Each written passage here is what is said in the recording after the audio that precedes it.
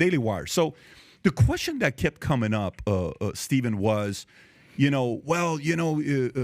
whether it's Candace came out and said, I wanted to find out what he had to say, or Ben Shapiro came out, this is how negotiation works. If you don't like it, you go back and forth, Let's go. How many times did you guys go back and forth until it was like, okay, you did a video, you didn't mention the company's name, everybody's trying to kind of guess who it is, but most people kind of knew it was Daily Wire that you were talking about, and then they came out, Jeremy went through the contract, one by one, and then you responded. Then there's the recording. Then there's this. And then it was like, hey, Candace comes out, Jordan Peterson tweet, delete, all this stuff that's going on, right? But the question it's like the world's biggest high school. I get it. But the question for me is, how many conversations did you guys have up until the point where it's like, we're not doing this? Yeah. So, I mean, and not to rehash all that stuff, because look, I think people now kind of know, like, you make your decision, and I love Jordan Peterson, like Andrew, like I'm still friends with a lot of people over there. The issue there was never, look, the issue I always had was, and I said, take me off the table because it wasn't going to be a fit. The issue was with other people. The primary issue, you never heard me talk about money. And I know as a business guy, there's probably like nails on a chalkboard. But it's, you can't penalize people. You can't put on 110% penalties on behalf of big tech. Literally 110% penalties. But primarily, if you have other kids who are coming up, like, you can't punish conservative content creators on behalf of big tech, saying not only do you have to be there, you have to be monetized, which on YouTube, right? That's a very different set of guidelines. Is basically don't say anything offensive ever. All I can say is there was never anything that we went over that involved that being eliminated. Like, if that was a sticking point, like, okay, get rid of that. No, that doesn't happen. And so we decided, okay, we're going to go on our way and do it. Now we're focusing on what it is that we can do, what it is that we can change, and bringing in other people. So from the beginning of the conversation series until decision was made, is that like 5 weeks, 2 months, 3 months? Is there like a... Months. Okay, good. So it's not like it was because some people are thinking, hey, we're out of here, we're done, first offer, I can't believe you're doing this, I'm blasting you publicly. No. Okay, so that's good to know. That's between you and them. You guys can, that's a conversation between you and the people you were working with. Sure. Here's the other question I got for you. Yeah, the issue is when you don't see eye to eye and like, look, take it off, take me away. Yeah. The issue is the punishment on behalf of big tech. Or the issue is like, I've been demonetized for this long. Yep. That can be redlined and changed. Wasn't. So that's the issue. It's like that was the issue as far as, okay, this isn't going to happen because of the big tech penalties. And I understand it too, by the way. Look, when you're in a war, and I mean that, we are in an ideological war. We really are. And we are at a potential tipping point in this country. You need different kinds of people. You need different battalions. And I get it that some people want to work within the platforms in order to change the platforms. Well, no one understands that more than me because I've been there since before there was monetization, actually. My brother was one of the first YouTube partners, I think in 2007, 2008, whenever they started it. But the issue is when the platform no longer allows you to speak truth. I'm not looking to be removed from YouTube. I've talked about that. And the people who we've signed, we want nothing to do with whether they are on YouTube or not. Yeah. As far as I'm concerned, that's blood money. Like, and I don't mean it's blood money, but I mean, I don't want to have to influence someone to play ball with YouTube or Facebook or tell them not to if that's what they choose to do. The issue is when you have a platform like YouTube, like Facebook, that says, you know what, you can't say, for example, that there's myocarditis with young people, right? Or there could be potential adverse effects of the mRNA injection with young people. When they say you can't say that, we're going to suspend you, you are now no longer able to speak truth. So we'll use those platforms as long as they're available, provided that we're allowed to speak the truth. But when we get to the point, and we've had these conversations where we're like, well, you want to quote the CDC on the flu deaths today? He's like, well, you want to be suspended for another 2 weeks? Or, hey, do you want to have Kerry Lake, who's currently running for governor? It's like, well, we're going to be suspended and miss the election stream that night. Sure. And we just decide to let the cards fall where they may. It's reached that point, unfortunately. Yeah, so okay, so I understand that. So then the question would be the following. Is it fair to say that like if you were to say right now, who are the top, 5, 6, 7 conservative media companies out there? You got Fox, you got Daily Wire. Who else would you put out there? Would you put Blaze as one of them as an option? I don't know. I don't have access to their financials. It's a question I couldn't answer. So let's put aside the financials. Let's say influence. I guess let's just measure it by influence that you and I can see. Who would you put as? Like PragerU? PragerU is a nonprofit. That's part of Daily Wire. And they're part of Daily Wire now. I'm talking more like CNN, MSNBC. You got whoever they have on the other side. You're talking eyeballs. You're talking views. You're talking clout. I'm talking about like if I say who are the biggest podcasters today, not political at all. Okay, you got Rogan, you got, Impulsive, you got, whoever, call her that, all these things that you see, not necessarily political. You can say these are the most influential ones, right? Within the conservative side, who would you say are the top 5 most influential media companies today. I mean, Fox is on there. Yeah, you'd name them. I mean, if people consider them, conservative, you'd have Fox on there. You'd have Daily Wire on there. You'd probably have like a Red State Town Hall. Salem is a big one. Okay, yeah. Very familiar with them. I don't know. I mean, KRLA's with Salem, right? KRLA's with Salem, KKLA's with they the do. same. They have like Red State Town Hall, Yeah. a lot of radio stations, so they're really big. You know why I'm asking a question? I'm asking a question because I don't know if there's enough of them. That's what I'm asking. I think, that's the point. Yeah.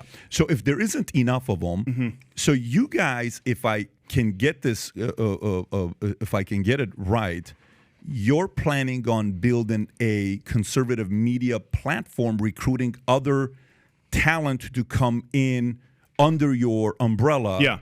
That's what you're trying to do. Yeah, but it's a different approach. Yeah. And Perfect. This is why it's different. Is I don't need to do it. Right, so this is and Ben I've known for a very long time. I think Ben is the best at what he does. Certainly among them, you'd have like Mark Levin's up there, of course. At one point, like Rush Limbaugh. Yep. But Ben didn't do that until Daily Wire happened. Before that, he was working at other places like Breitbart and Truth World. The issue is when all these companies do it the same way, right? It's the same. It's people talking about news, and that's fine.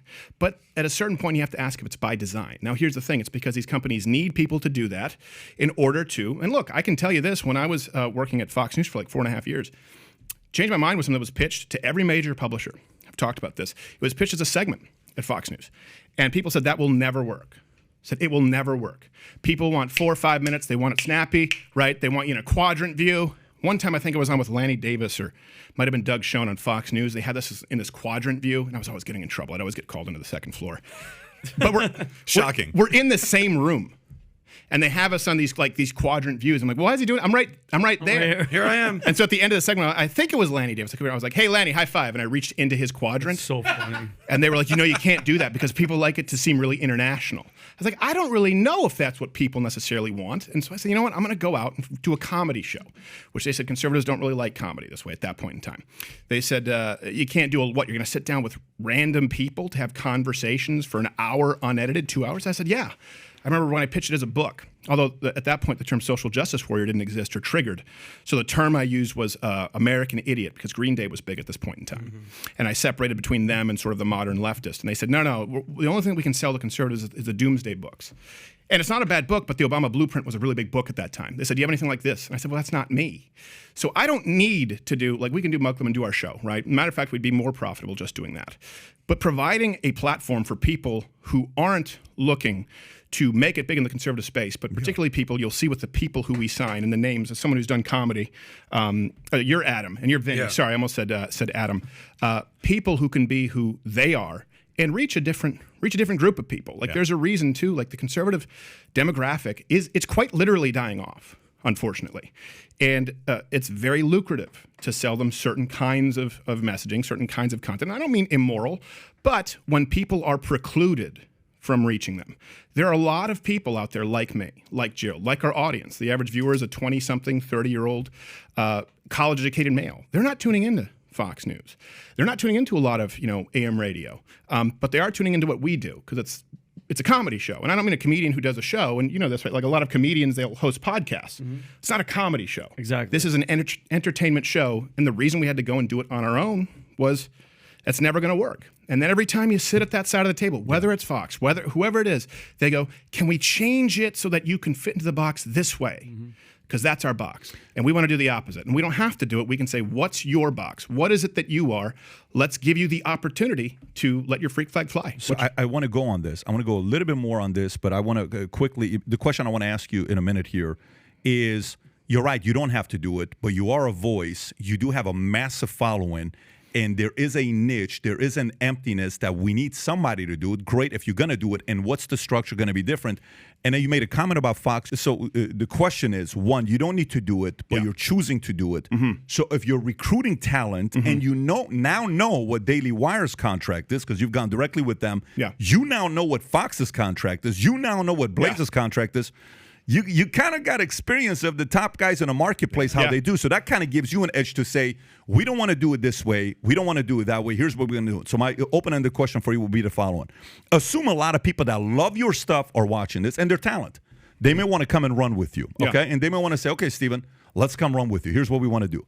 What are some things a talent is going to get from teaming up with you that they may not get at other places? Well, here's the deal. It's and he's obviously Gerald I've is had CEO. several conversations like this recently. Yes. with You talent. need to be closer to the Right? microphone. Yeah, no. Get in there like it's Lean in. Yeah. But I will say this, having experience with stand-up, it's a perfect example. When you're doing stand-up, right? When you start out, you're starting doing whatever it was. Like when I was, you're middling, doing. When you're on the road, you're being paid. You're getting a few $100s to middle to feature, and then if you're a headliner, you might get $1,500 for the whole weekend, and then you reach a certain point where you're doing these venues. They give you a minimum guarantee.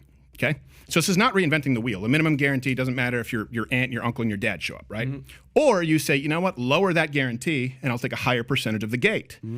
So when I do live shows, I say, like, give me basically the closest you can to no guarantee and the highest percentage of the gate.